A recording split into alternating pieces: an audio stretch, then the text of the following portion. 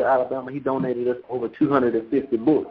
These are not slave-making books. These are conscious books. These are books that are going to awaken the eyes of those guys who are not self-motivated like Vaughn, who can't get up and get it in gear on their own, who need a little encouragement. We have this knowledge program that we're coming with, and we need people to support this literacy project because we have to get those books inside of the prison. The prison system is not going to pay for our education. We're going to stay illiterate because it's easier to control an ignorant, illiterate person than it is to control an educated man. And I don't mean educated just because you got a degree from Harvard or Stanford or not even one of the HBCUs. I mean educated when you have knowledge of self. You know, that's where your education starts. And when you get knowledge of self and who you are and what your role is, then you're able to make better decisions based on these circumstances that we see. Because there's no reason why we got thugs, we got killers, we got goons, we got goblins, we got gangsters, we got all these different attributes that guys run around hollering, all these different gangs, all this strength and potential in young black men, and we ain't getting no fight out of them against the system that's oppressing us. We constantly fighting each other. So we got to get this literacy project off the ground. We got to get these books in, and we asking people to make a contribution so we can do that, you know. And if you got books, if you got knowledge, we're going to have people out in society who's going to get to manage books, or we're going to get guys on the inside of these prisons that going to manage these books and be librarians. We got people who already have volunteered. You know, young man that volunteered to be a librarian over his institution, you know, because he understands the importance of knowledge and education. And, you know, that's what Free Alabama Movement is about. It's about education. It's about rehabilitating. And it's about really preparing a person to get back into society. So, caller, do we have another caller, Mother Ray?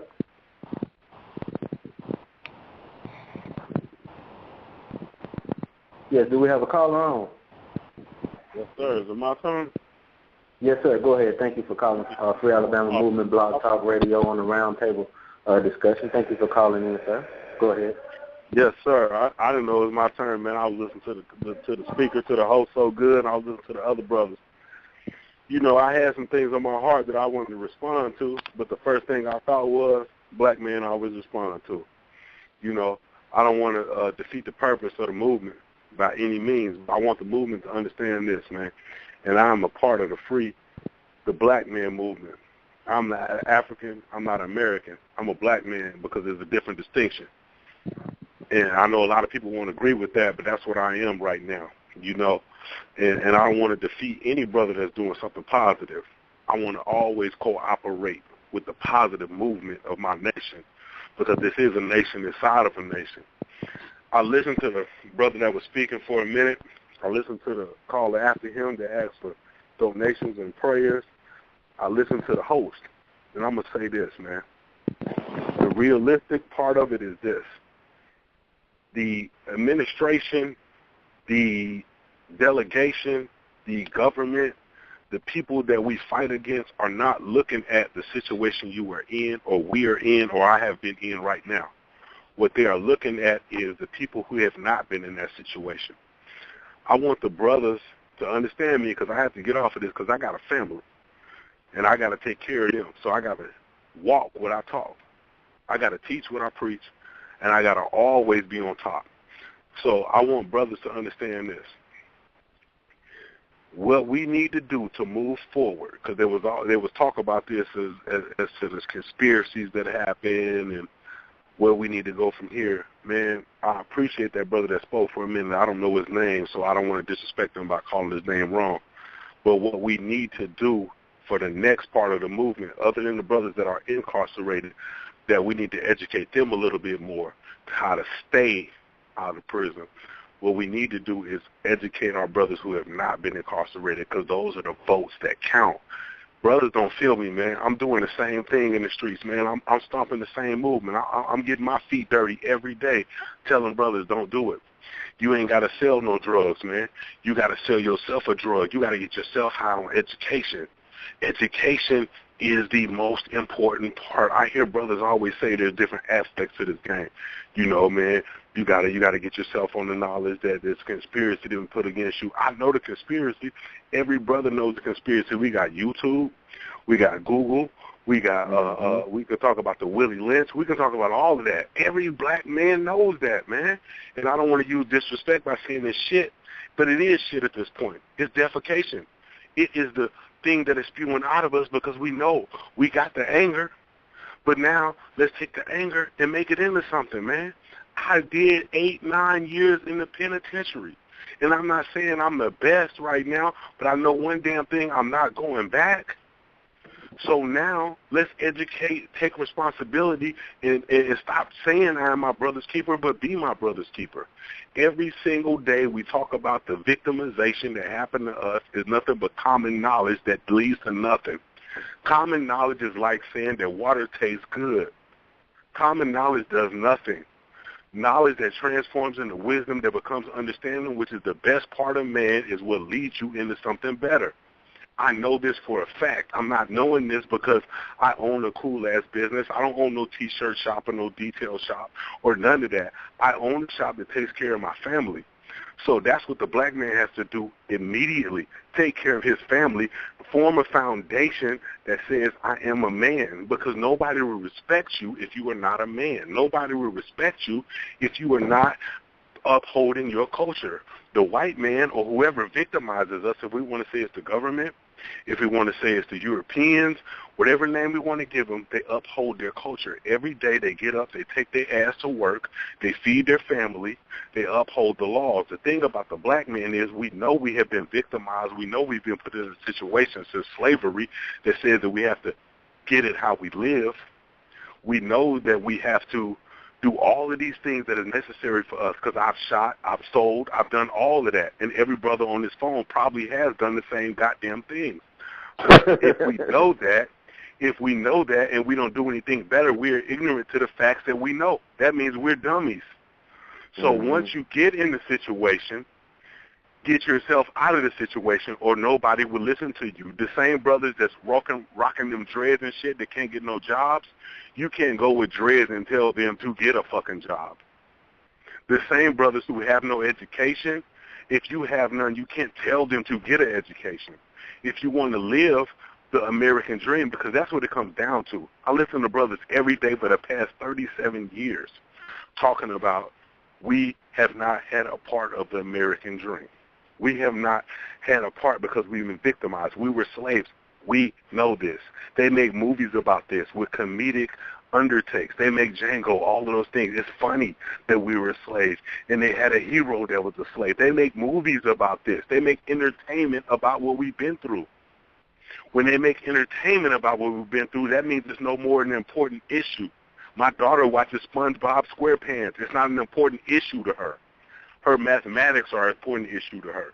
So if we know that we have been through something and we keep talking about something but doing nothing about something, and we make movies about something and we make rap songs about something, it's not an issue anymore. It now becomes something to the people who count. Stop telling people what we've been through, telling people where we can go. I love each and every black man that is on this phone, and each and every black man that I commit to and that I run into in the streets. I do everything I can. I've been victimized by my family because I do more for the black man in the street sometimes than I do for my family, because I am my brother's keeper. But being part of your brother's keeper and preaching to our people, let's talk about the future and let's establish them and stop telling them what we've been through, how we've been hurt, how we've been, excuse my language, people, fucked up. Let's stop telling them about the laws. Let's start telling them about where we're going to take the laws. I understand, bro, I understand what you're about to say. We got brothers that's victimized. We got brothers that need to know how to get out of them situations. Let's start now and start telling people how not to get in them situations. The thing about life, no matter how old you are, you still got it in front of you. So let's take that standpoint with each and every black man that we deal with. If you're in it now, deal with it. I understand. We got ourselves there. I understand that, bro. Let's go forward. That's let me address that, bro. Okay. And this is one thing that's what I'm telling you. This is one thing that's so good about the Victims of Misfortune documentary. Out of the 3 interviews that I actually posted online, the behind the scenes, I have Dr. Umar Johnson, who is a clinical psychologist out of Philadelphia, practices privately. doesn't have a criminal record, stand-up guy. I also have Dr. Devine Pryor and Glenn Martin. Dr. Devine Pryor is executive director of the new Center for New Leadership in Brooklyn, New York, and Glenn Martin is over the Just Leadership USA out of Manhattan. And me being based out of North Carolina, the reason why I chose them two in particular to be a part of this documentary, and I'm glad that they accepted, was the fact that they themselves were incarcerated. They themselves, Dr. Devine Pryor spent 9 years in prison for armed robbery. Glenn Martin spent 6-7 years in prison for armed robbery. So my documentary, I wasn't coming, like I looked at every documentary that is associated with mass incarceration that I could find online or wherever. And when I looked at them, they were depressing. You had these people that came home and their shoulders were shrunk down. And they was like, man, we can't get no job, man. We can't get no help. That's why I didn't want a documentary like this. This documentary, yeah, we're going to talk about the problems, the events that got us to where we are. But a large part of the documentary, we talk about solutions. And one of the solutions that enabled them to, which is Dr. Pryor and Glenn Martin, to get out of their situations, were education. At the time where they was incarcerated in the Department of Correction in the state of New York, they were given the opportunity to take college classes. They was given the opportunity to get degrees within the prison walls. So education is a very big step into what it's going to take for people to get out of situations that they're in. So we provide tangible solutions. Everyone, once you get knowledge of self, and I tell people, and if you have a pen, I'm going to give you 4 books. And you read these 4 books, you'll get an understanding of what you're going to need to do in the long run. These 4 books are Michael Bradley's Iceman Inheritance. You have Peter Wilson Coleham, Immigrants in Chains. You have Dr. Chester Williams, Destruction of Black Civilization. And then you have Dr. Eric Williams, Capitalism and Slavery. In order for you to understand the system that we're in, you have to understand. In order for you to be able to get yourself out of the hole that we're in, you have to understand this system. Once you understand this system, which is everything that we're going to go over on the documentary, then what are these solutions? What can I do? In prison right now, one thing I want people to know, if you have anybody that's in prison, and I'm going to deal with people prior to prison, but anybody that's in prison right now, if the prison have any kind of trade courses, whether it be small injury repair, horticulture, or any kind of computer classes, take them. Take them. Learn that trade, learn that skill, prepare yourself while you're in there. Come up with a plan while you're away. So when you come out, you already know this is what I'm going to do, and nothing's going to stop you from doing it. Now, to the brothers who aren't incarcerated, who don't have a criminal record, that we see out here in the street, one thing with me, I'm so out here, and I'm so in love with helping my people. Like I said, I volunteer every year football, and I encourage these boys, not just only encourage them, but I also educate them. But the hard thing about it, the people that are missing a boat are the parents. So what we have to do is we have to support organizations that are out here trying to help. So, for instance, if you have the Center for New Leadership, at the Center for New Leadership that Brother Dr. Pryor is executive director at, everybody that's on their staff are formerly incarcerated individuals. Every last one of them on their staff have been in prison or had a run-in with the criminal justice system. Same thing with Glenn Martin. So these organizations, what we have to do is we have to do what our people did after they were released from slavery. What did they do? They created businesses. They employed their own. You had, and that's one thing when you look at the destruction of black civilization, and I'm not against integrating or segregating yourself from any one group of people, but when we integrated after the civil rights movement, it destroyed us. Why did it destroy us? Because it broke down the black-owned businesses. So we have to look at the things that were used to empower our people to come out of that slave system. So if they created their own businesses and their own communities and had everything themselves, then we have to do that ourselves. We have to get, it's other people, other business owners who have convictions on their records that are basically ashamed to let people know this is what they went through in order to get to where they are. But with me, I'm not ashamed of it. I'm gonna tell you, yeah, I went to prison. Why? Why am I not? Why do I tell people that? Because I want people to know if I did it, you can do it. Now, how do you do it? We got to research. Well, what do you want to do? We have to exchange information. Knowledge belongs to everybody in the world. Everybody in the world should have this knowledge and this education. And what we have to do, we have to realize that education is important. Train of thought is important. We have to, when we see people doing something wrong, put them to the side. That's all a lot of these young cats want to hear anyway. They want somebody to show them some attention. I had a group of guys that catch the bus in front of up the street from my house, and every day they get out the bus and they wild out. And they they kids. You know what I'm saying? They're going to have fun when they get out the bus. They 14, 15 years old. So one day I walked out there. When I walked up there, they started running. So I had to come, like, bro, why y'all running? Come in and talk to you. And I put them to the side. I said, look, you can sit out here, you can talk and, and hang out. But when you get loud like that, you're going to, these people around here going to call the police on you.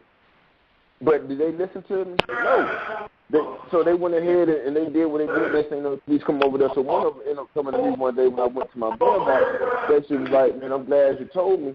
I'm glad, nobody really sit down and talk to these boys, to these kids. We want to sit back and we want to degrade them. We want to say, pull your pants up, but we don't want to look at why your pants down anyway. Why is your self-esteem so low that you want to show your ass? You know what I'm saying? Why is your why do you feel? Why are you having these issues in your life? And then we have to take a look at what's going on. We have to rebuild our young men. We have to rebuild our young women. When you got 8-year-old girls having weave in their hair all the way down to their back, we are attacking their self-esteem. At a young age, their self-esteem is being attacked. They're under attack in school. One thing I told a brother last week, I said, look, I don't want to learn African history, and I don't want to learn European history. I want to learn true history, and let the chips fall where they may. Because I know the history. You know what I'm saying? So tell the truth with the history, and just let it be what it is. But when we living in a society where, when I was talking to Glenn Martin, we was like, people talk about second chances when we haven't even been given a first chance. True. You know what I'm saying? True. So what we have to do, we have to support our businesses in the black community. When we sit out here, Brother Vaughn, I don't mean to cut you off. We're running short on time, so we want to get ready to close out because we're really pressed up against the clock right now. We do have one other person that wants to call in, 4263. That's the last caller for the evening. We're going to get you started in just a second. What we're going to do, we're just going to wrap up and say that we're going to continue this roundtable discussion next Monday, same time, 7 o'clock p.m. We appreciate people for calling in tonight, sharing their comments and whatnot. The gentleman that called in, the last caller called in, I know how to get your contact information. I want to make sure we get in contact with you because we really want you to be a part of what we're trying to do. We got this literacy project that we're starting off, and we need to get this information, like you said, inside and outside. Also tomorrow, I want everyone to know, tomorrow we'll have Brother Tyrone Muhammad on. I don't know if y'all know Brother Tyrone Muhammad, but you can go on YouTube and you'll see a brother on there with a casket. And when you see that casket, there's a story behind it. Brother Tyrone Muhammad is a mortician. He's known throughout the country. He's been on radio shows. He's been on talk shows.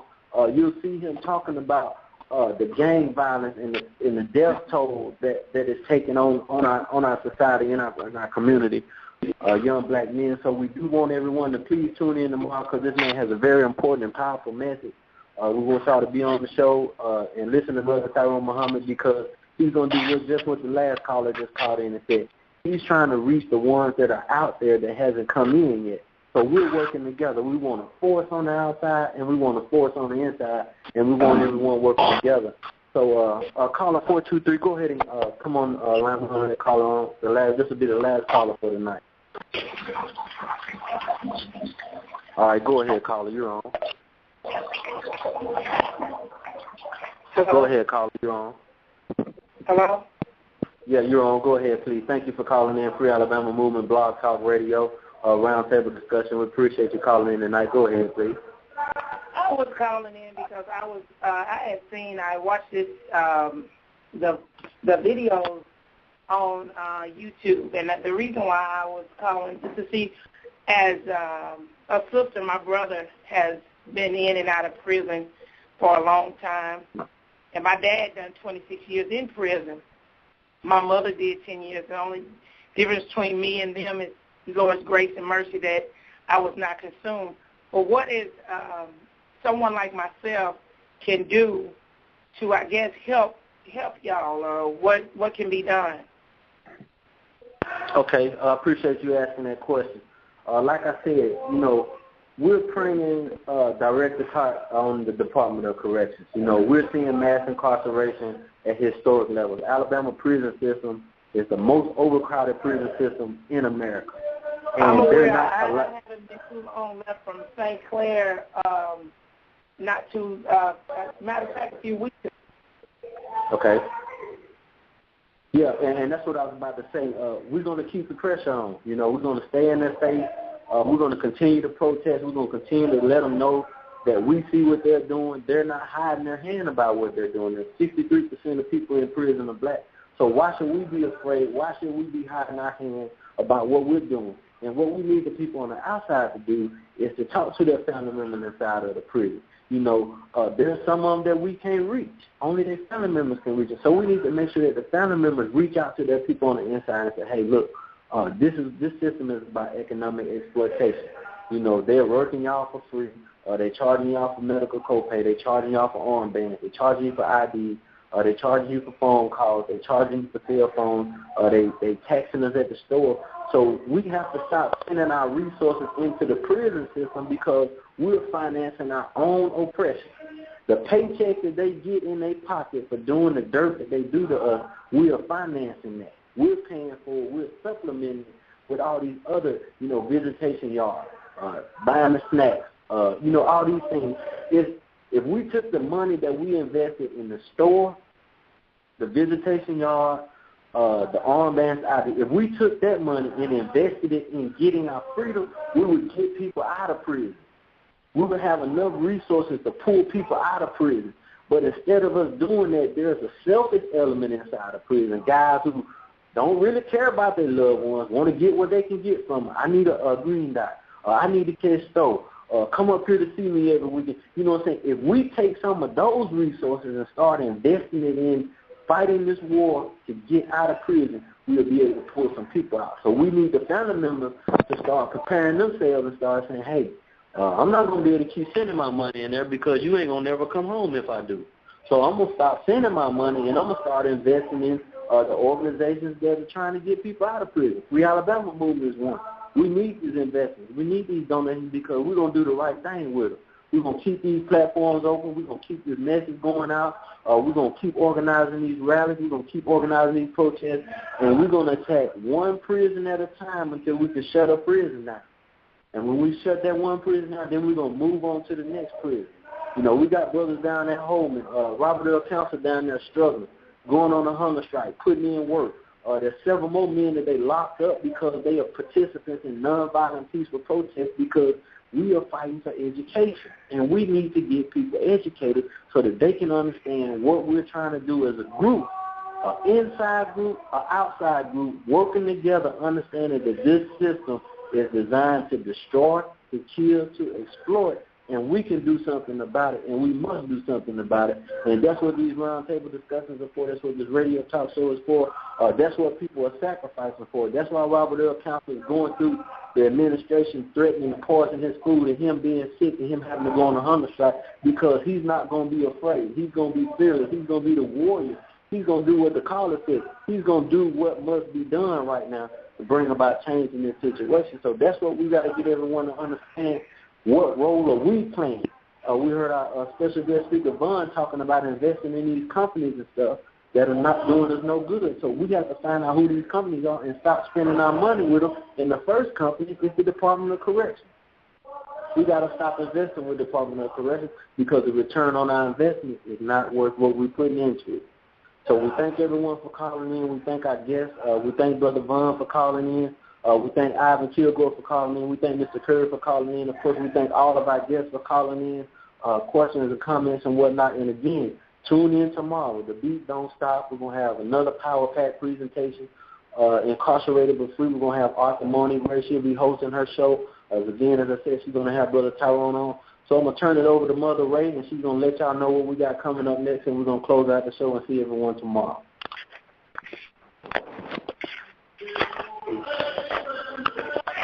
I just would like to thank everyone for calling in tonight, and this is going to end our show. And I just want to remind everyone to please don't forget to give your donations to Free Alabama Movement. And we appreciate any donations. You can go to PayPal or either Fund Me and give your donations. And we also have a march coming up May the 30th, and that's going to be at the ADOC in Montgomery, Alabama at 10 a.m. And we also have one coming in July the 19th at 1 o'clock, and that's going to be at the St. Clair Correctional Facility.